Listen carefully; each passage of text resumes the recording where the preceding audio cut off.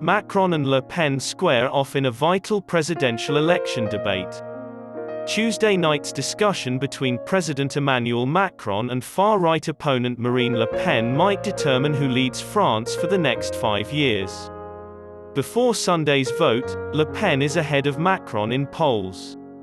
She wants to show that she has the power to be president and convince more people that the far right doesn't have to be scary. The greatest problem for Macron would be to avoid seeming pompous while criticizing Le Pen's policies and highlighting his 5 years in power. There will be just one discussion between the two contenders, which will begin at 1900 GMT. At their first presidential debate in 2017, anti-immigration, anti-Euro candidate Le Pen lost horribly. She misplaced her notes and fell, while the discussion enabled an untested Macron to persuade voters he was ready for the job. A more open election, with a moderate, pro-European president leading in the polls by a far smaller margin than in 2017. And now that Macron has been in charge for 5 years, Le Pen may criticize his record.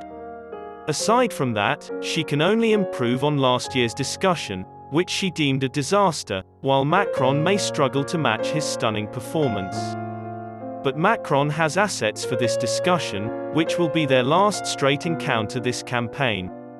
With far-right commentator Eric Zemmour out, Le Pen lost an opponent who made her appear less extreme, and that has hurt her poll numbers.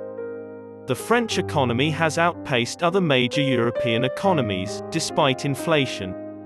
Despite her efforts to ignore it, Le Pen's former fondness for Russian President Vladimir Putin is working against her. Left-wing votes will be important for both. While Le Pen's campaign has been scurrying to defend her intention to prohibit the hijab from all public places, Macron's proposal to delay retirement age exposes him. Both have slowed their campaigns ahead of the discussion.